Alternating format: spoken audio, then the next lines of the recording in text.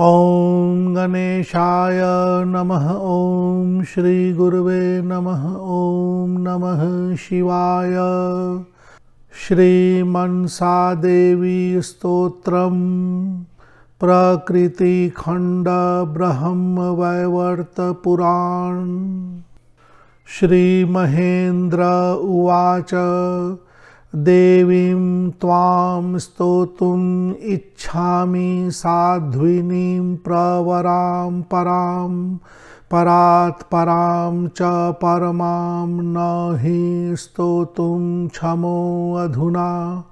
स्तोत्राणां लक्षणं वेदे स्वभावाख्यानतः परं न क्षमः प्रकृतिं वक्तुं गुणानां तव सुव्रते।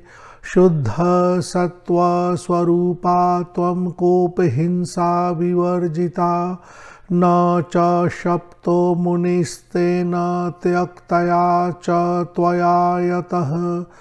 त्वं मया पूजिता साध्वी जननी च यथादितिः दयारूपा च भगिनी क्षमारूपा यथा प्रसूः।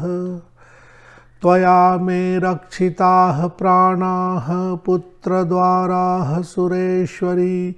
अहं करोमि त्वां पूज्यां मम प्रीतिश्च वर्धते नित्यं। यद्यपि पूज्या त्वं भवेयत्र जगदम्बिके तथापि तव पूजां वै वर्धयामि पुनः पुनः।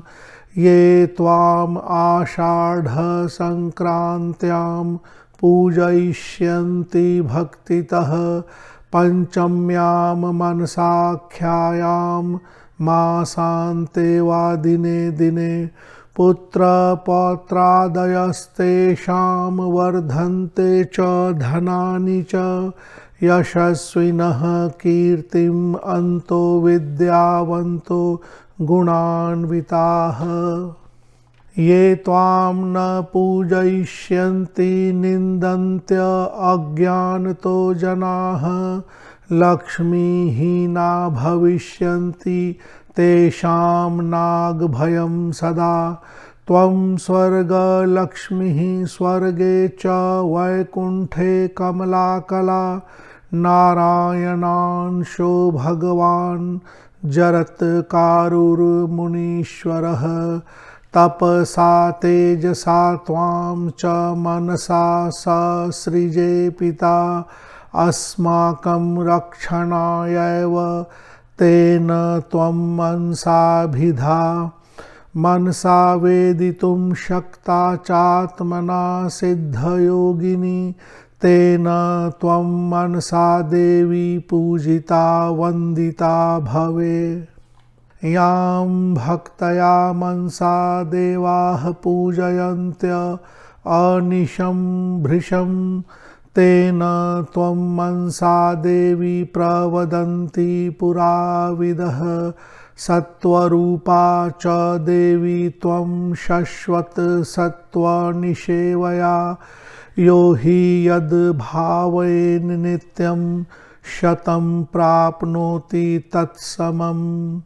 फलश्रुतिः इदं स्तोत्रं पुण्यबीजं तां सम्पूज्य च यः पठेत् तस्य नागभयं नास्ति तस्य वंशोद्भवस्य च विषं भवेत्। सुधातुल्यं सिद्धस्तोत्रं यदा पठेत् पञ्चलक्षजपेनैव सिद्धस्तोत्रो भवेन्नरः।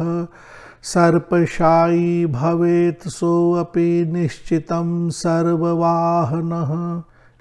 इति श्रीब्रह्मवैवर्ते महापुराणे द्वितीये प्रकृतिखण्डे मनसोपाख्याने श्रीमनसादेवी स्तोत्रम संपूर्णम्।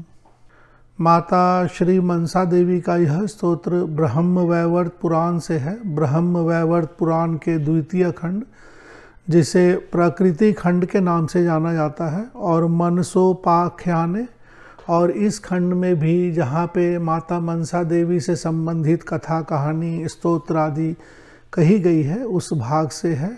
तो मनसोपाख्याने यानी मनसा उपाख्याने, उपाख्याने यानी कथा जानकारी कहानी सूचना आदि। इस स्तोत्र के प्रथम 14 श्लोक ही मुख्य भाग हैं। तो इन्हीं 14 श्लोकों श्लोक संख्या 1 से 14 तक की बार बार आवृत्ति करनी है। और फल श्रुति के भाग में जो 2 श्लोक हैं 15 और 16, इनका पाठ आप अपने पाठ के पूर्ण होने के बाद सबसे अंत में एक बार कर लें। फल श्रुति के भाग में कहा गया है कि जो भी साधक इसका पाठ करता है उसे नाग आदि का भय नहीं होता है। श्लोक संख्या 15 में विषम भवेत सुधा तुल्यम, और कभी अगर विष आदि का भी अगर कुछ हो जाए तो उसके लिए सुधा यानी अमृत के समान होता है, यानी उसका कोई असर नहीं होता है। और 5 लक्ष जपे नैव, और 5 लाख इस स्तोत्र का 5 लाख जप करने पर यह स्तोत्र सिद्ध हो जाता है।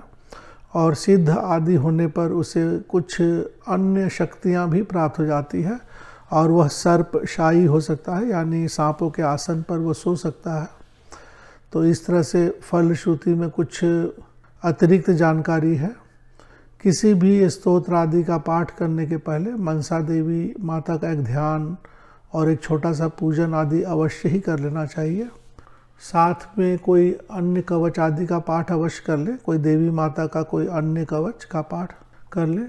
कवच आदि के पाठ से कोई भी मंत्र कवच स्तोत्र आदि के पाठ में उसका फल शीघ्रता से प्राप्त होता है।